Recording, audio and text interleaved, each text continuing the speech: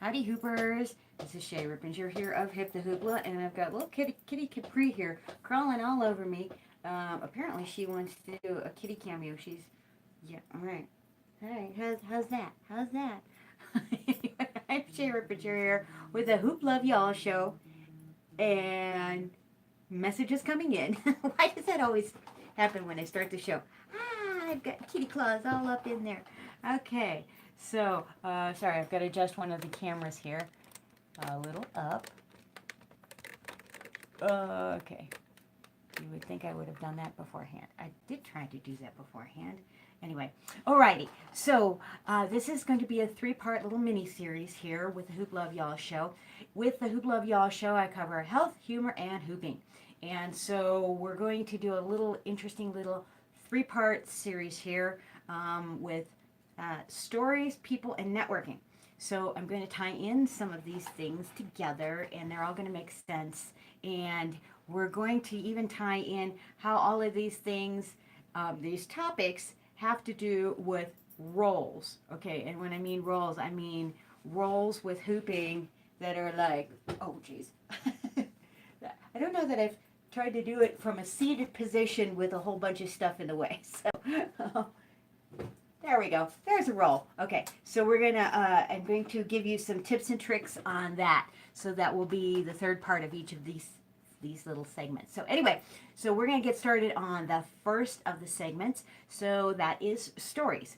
So I just got done performing in a show at the Mercury Cafe this past weekend, a belly dance show, and I was asked to perform, and it was really neat because I hadn't performed at the Mercury Cafe in Denver for quite a while, and wow, have things changed.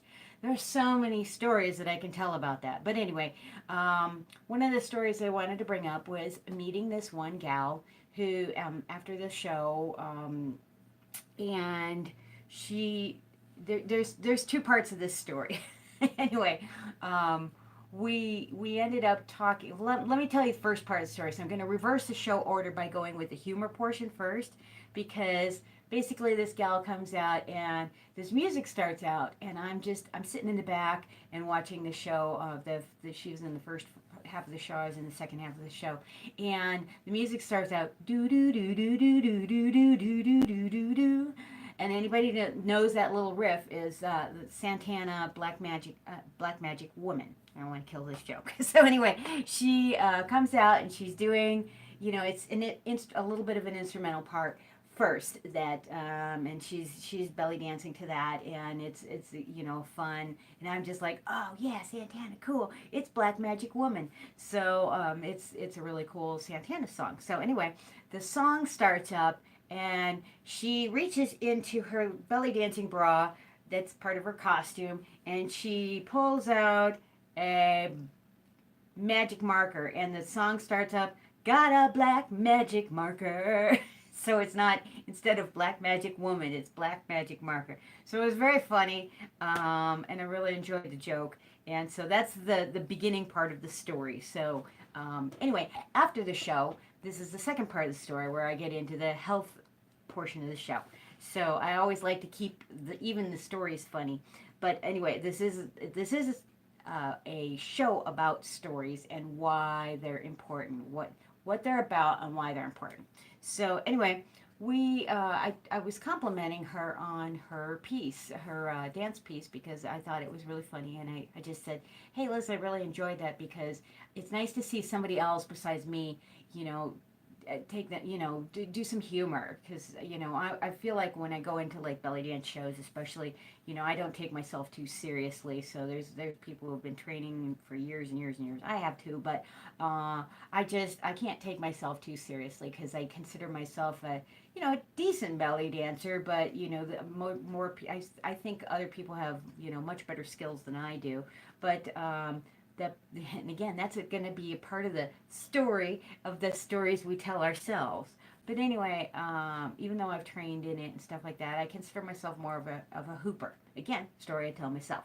But anyway, I was talking to this gal afterwards and complimenting her on her piece, and her story was really interesting.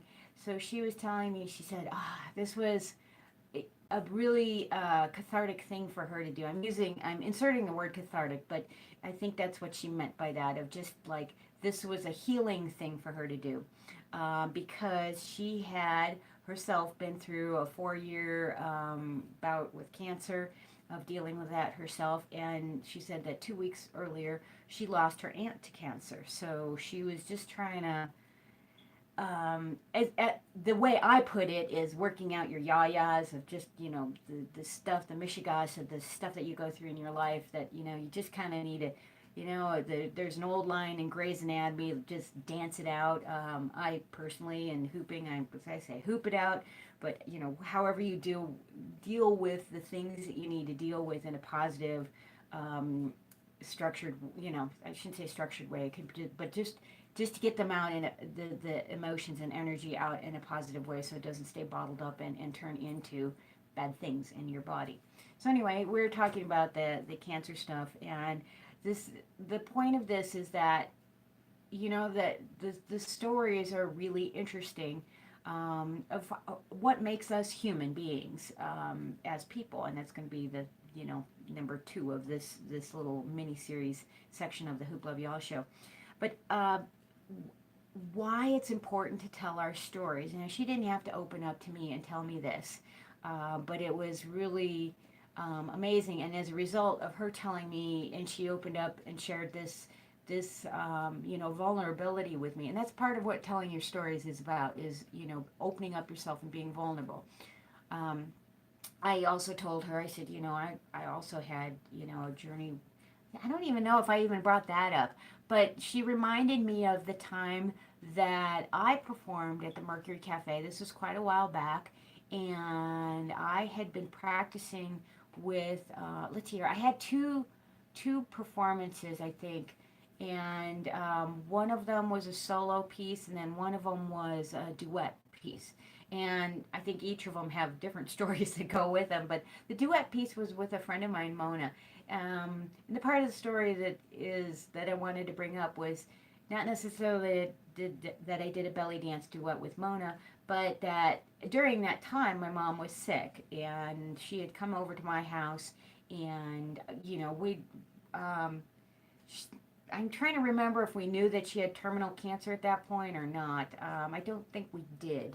But anyway, it turns out, I only had her here for a couple of months before she passed away. But we were working on that duet, and she was laying on the couch, and I remember at the time I had compact fluorescent bulbs. I don't use compact fluorescent bulbs anymore because they have toxic stuff in there, and also some of the stuff that they emit is not good. So I try not to use compact fluorescent, and not even try not to use. I don't use those anymore.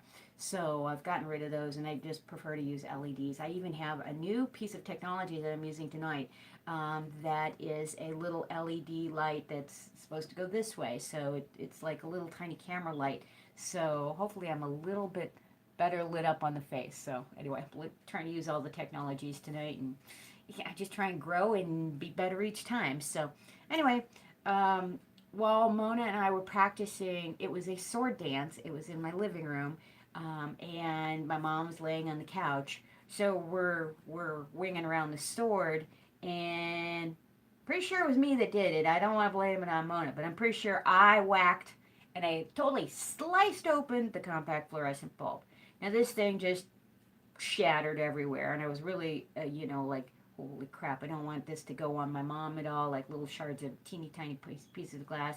At the time, we had carpet in here, and stuff like that. But anyway, it that was kind of funny that happened. I was worried about it because that releases mercury when one of those bulbs breaks and stuff like that. But it was kind of funny. We're in our costumes and like just sliced, sliced with this sword, this light bulb, and it was funny. We all had actually a good chuckle out of it.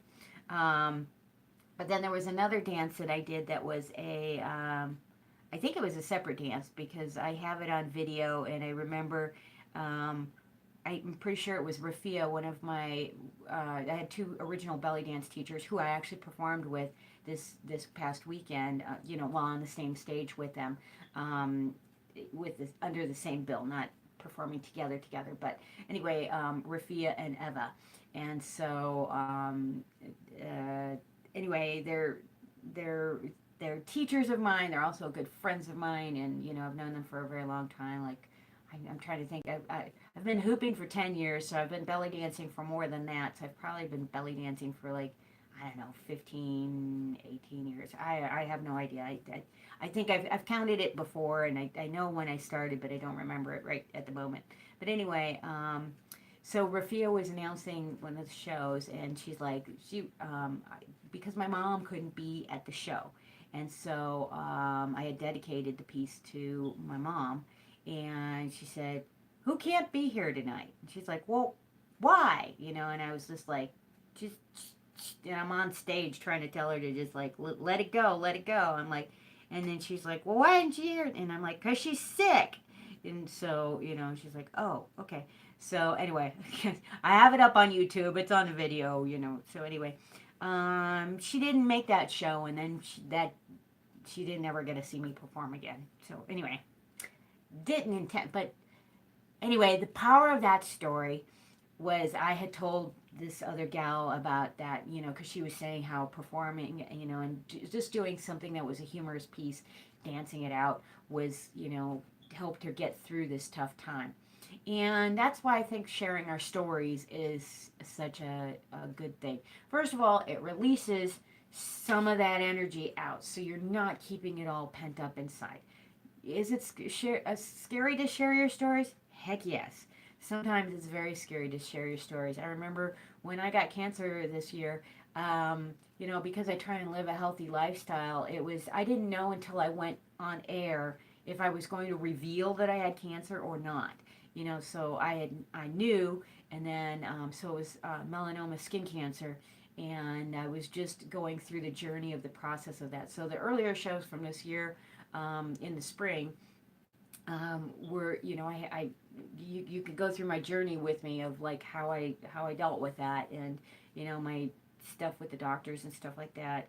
So I've covered that on other broadcasts, but hey, the story now is I have a big old scar over here on my arm where I had Western medicine, take that out, and but I was using black oil on it, which is a cannabis oil on it to heal from the biopsy. And when I was researching that out further, I found out that helps not only pull out but kill cancer cells. So, but the medical professional, when I was trying to discuss it with them, the American Medical Association is not on board with any of the alternative treatments and stuff like that. So even though there are other cures for different things, and other cures that people have used, and there are actually studies of a lot of these things out there, so you can do your own research. But the medical establishment, at least in America, at least in our current times, isn't very open and accepting about it, depending on the doctors that you work with. So you can work with some doctors that are into more natural things, and you can work with some doctors that or naturopaths that are more accepting of medical things too. So I think it's nice to have an actual holistic person. That's kind of a little bit of a recommendation from me. Okay, that's the second recommendation. That wasn't the one I was necessarily planning on giving you all tonight, but for this portion of the show at least.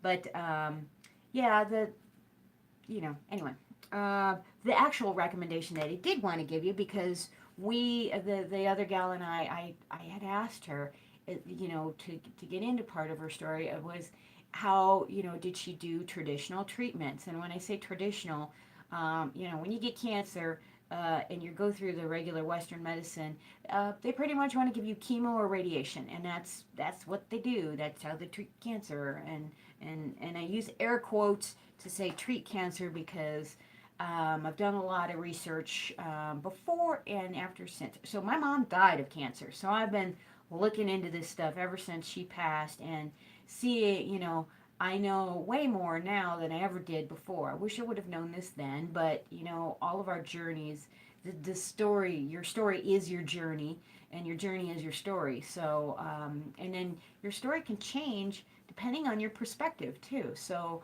your perspective of time, like if you would have asked me, about the story with my mom right around that time, it would have been a very depressing story and stuff like that. Now I find it like just a more educational, uplifting story because I learned a lot from what we went through with that. And now when I talk to people and consult with them about different health alternatives of, different things that they can try. So it's not like I'm saying, don't listen to your doctors or anything like that, but it's, have you also considered these things? And I would, welcome you to research this out. But if you want some information, give me a call. And I try not to like post stuff publicly on people's pages. I communicate with them one on one. And if they want the advice, then that's great. If they don't, that they I try to be very respectful of the way people want to be. So, there's tons of people that just don't really want to hear about it. So it's like, well, okay, that's that. And you can kind of tell people's perspectives sometimes, but also you really don't know their story. Um, like for instance, there's a gal on Facebook, and I know her vaguely. I mean, I don't like know her. She's like a Facebook friend. She's in a community of friends of mine. But her daughter, this was maybe a year ago or so. Her daughter was sick with cancer. And so I saw these posts and I tried to communicate privately with her about some of the alternative stuff because I saw what she was starting to go through, the road she was going down with her daughter. And I don't have, a child that came out of my body per se. I have a stepdaughter, but, I can only imagine having to put your child through this kind of stuff because having to put my mom through this kind of stuff was horrid. And, so I can only imagine, and an adult has their own free will and sense of choice. So even though the doctors may be telling them, a lot of stuff, they still have their own free will of what they want to do. So I've seen plenty of people buck the system and go get healthy their own way. My mother-in-law is a great example of that, healing from breast cancer. She got a lumpectomy, but then she told the doctors to kind of go jump off the roof. Well, she didn't actually tell them that, but when they heavily suggested to get chemo and radiation stuff to follow up with her treatment stuff, and she was like, "No, I'm not doing that." And she ended up doing cannabis juice. She's been cancer-free for uh, many years now, and so there's different ways of doing things. Anyway, the gal that she had a child that was going through cancer treatments, um, I it would just it saddened me. It broke my heart to read her posts. And I did reach out to her and communicate with her, but I guess the information, it felt like it fell on deaf ears. Now, I'm not her. I'm not a mom with a child going through cancer and trying to deal with all the things that go with that. So, but you know, when it was my mom, I wish people would have spoke up and told me more about alternative stuff. I didn't really have anybody in that network of people that knew about, especially cannabis treatments, because that's more of what I know about now. I knew about, because me and my mom had a health food store. Well, she had a health food store. I worked there. And so, we came from a healthy background, so I knew some of that information. And I know some of the natural treatments, and she would tell me about them, like shepherd's purse and red clover and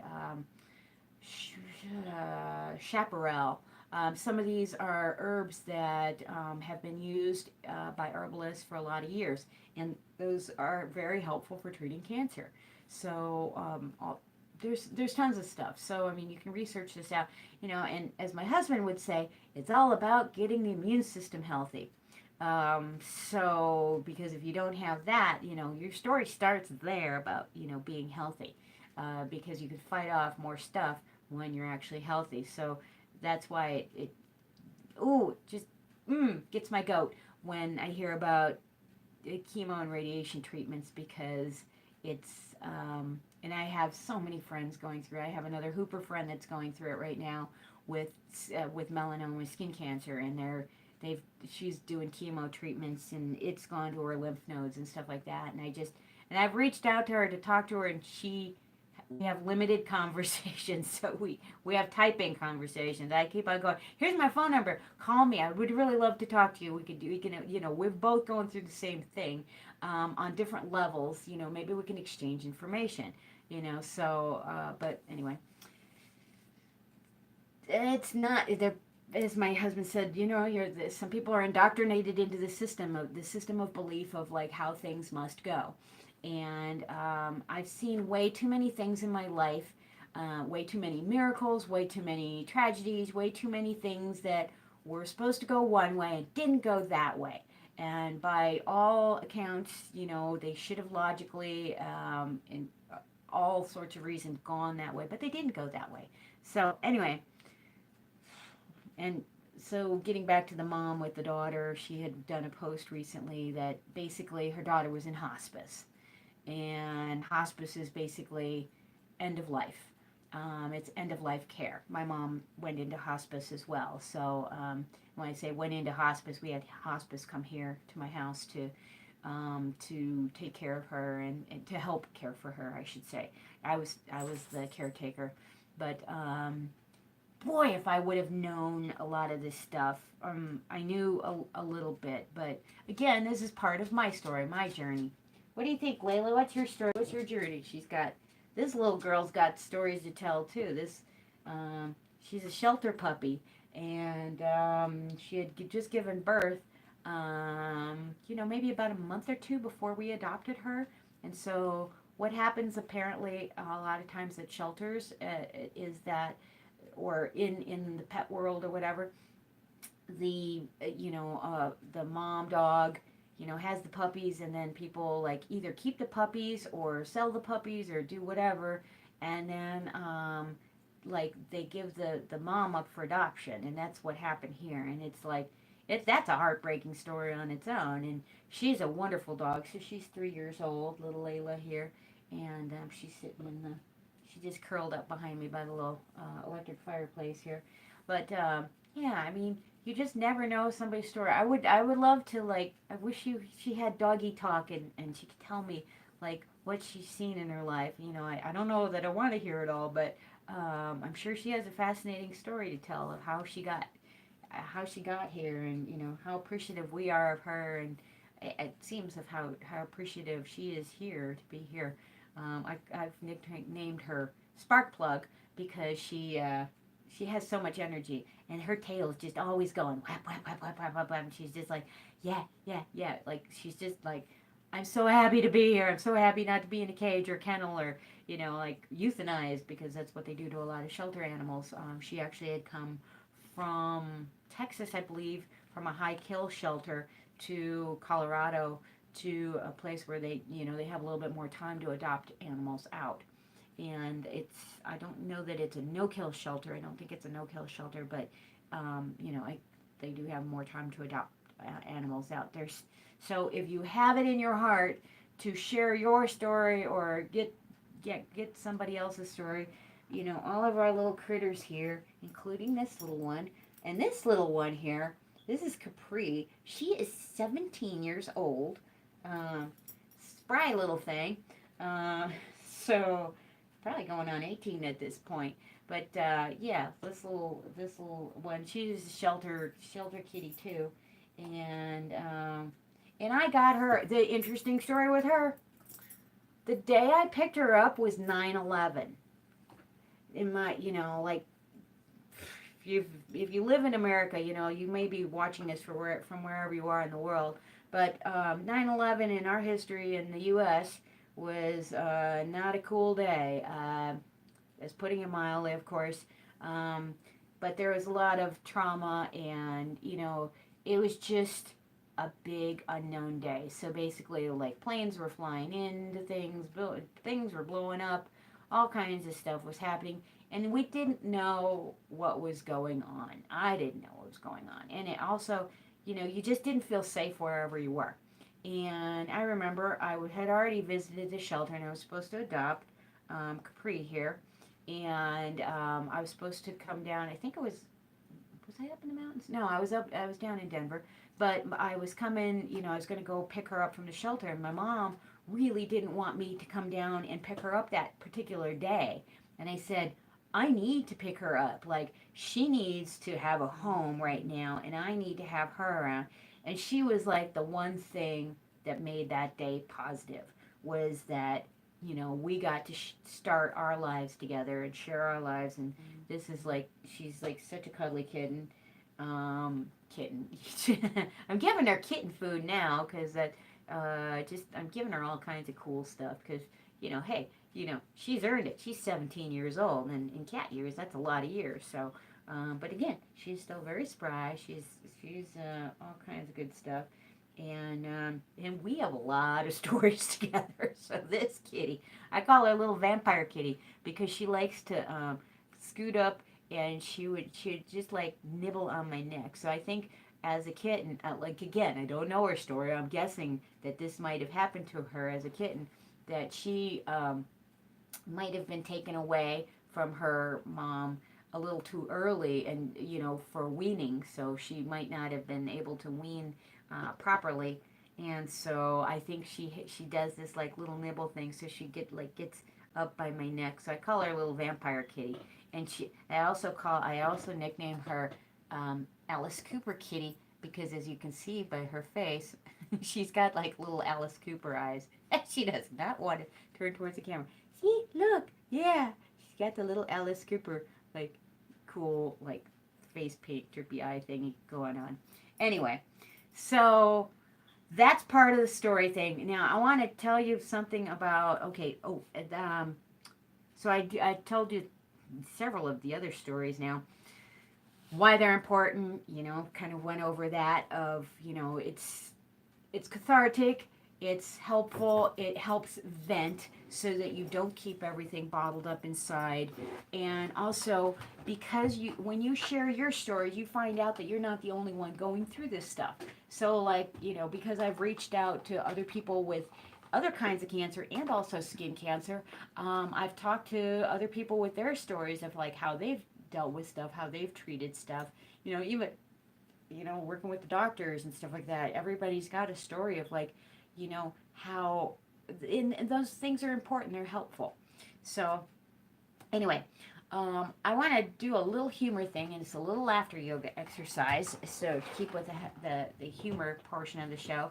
And that is, it's a laughter yoga exercise. It's one of my favorite ones. I've done it a lot in the past. I'm a certified laughter yoga leader. But what you do is you put your hands on your shoulder, and you turn to the left. You can do this any way you want, but this is one version of it, how you can do. You turn to the left and go, ha ha. And what you're doing is you're exhaling out nice and big. So you're not yelling. You don't have to yell. You're just exhaling out, ha ha, with an exhale on one side, and then ho ho on the other side. So you can take a quick breath in. So ha ha, ho ho, ha ha, ho ho. Do this with me if you can. So ha ha, ho ho, ha ha, ho ho, ha ha, ho ho, ha ha. Ho ho. So, and what you're doing is you're getting nice deep breaths in, and part of that is it is silly. So that laughter yoga isn't always about being silly. And there's some serious laughter yoga exercises, and there's some funny ones, and there's ones that are quiet and noisy and singing and dancing, and there's all kinds of different ones that you can try out there. I just like to go over different laughter yoga exercises with you, so you can pick and choose what you might want to do in your day. So ha ha to one direction, ho ho in the other. Keep breathing nice and big, nice and tall in the spine when you're doing that, and going in both directions. So, and you're getting a nice little gentle spinal twist while you're doing that, and filling your lungs up with oxygen. So you're doing a lot of oxygenation in your body and cells. And why that's important, why that humor is important for the health, is because well oxygenated cells rarely have dis-ease in them. So, the dis part of they have ease in them, but dis-ease is when the cells don't have enough of what they need to work properly. So, they're not doing their nice normal thing. They're doing, wacky things.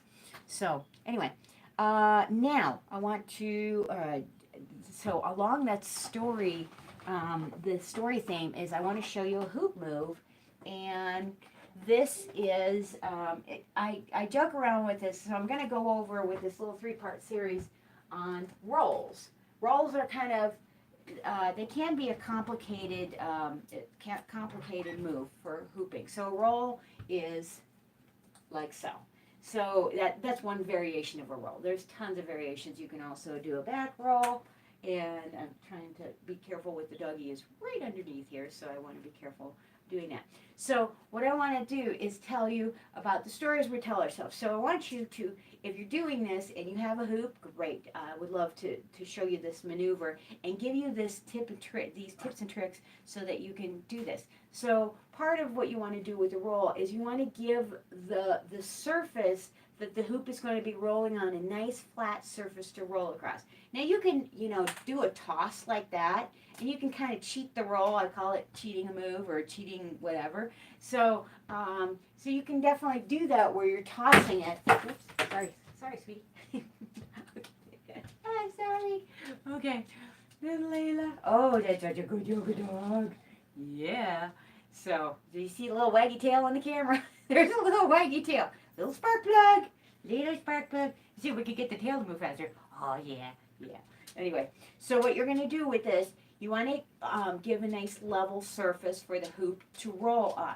So now why I bring this up with the stories is because a lot of times we think we have straight arms and it feels very straight, but they might be like this, they might be like this, they might be like this, and they might be like this. This is not straight, but it might feel straight to you. So this might be a story you're telling yourself, but if you're doing this, that doesn't work. You saw how that didn't work? Because you didn't give the hoop a nice flat surface to roll on.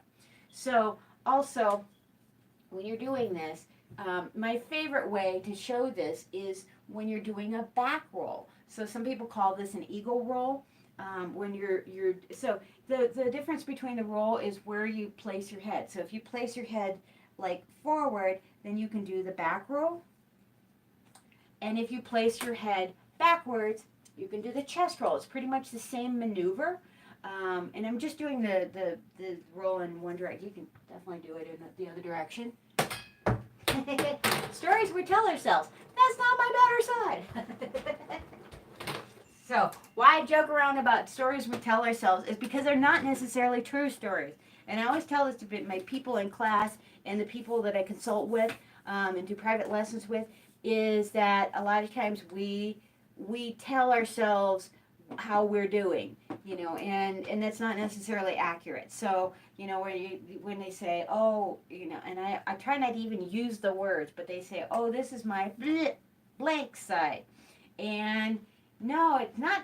I beg to differ. I think it's just that side has not had a lot of practice. So it may not be your the best side at the moment, So I always tell people, or I should say, not always, never. Those are big words that we should never use. No, just kidding.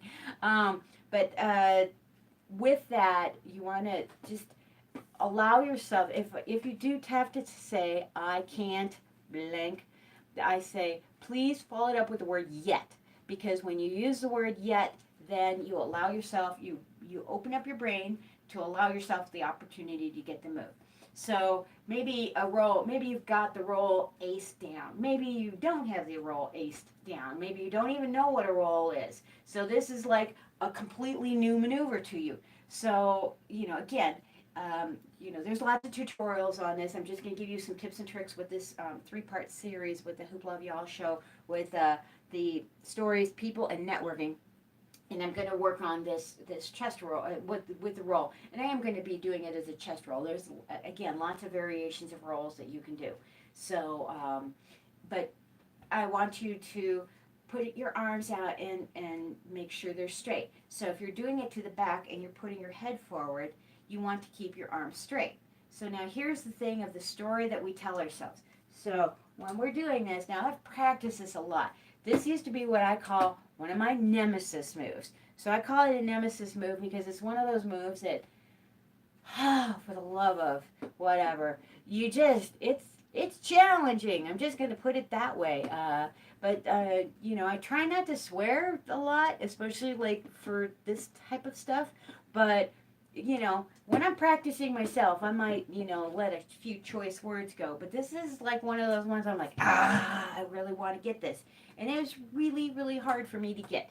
So, but each person has their own nemesis moves. So that could be, for me, it was rolls. So, and there's actually been many nemesis moves. Also, leg hooping for me is a total nemesis move. So, and it took me a year to get it. But anyway, getting rolls, I mean, I could sort of do them sometimes, but, and I went to a lot of roll workshops. So, I learned from a lot of teachers of how to get this.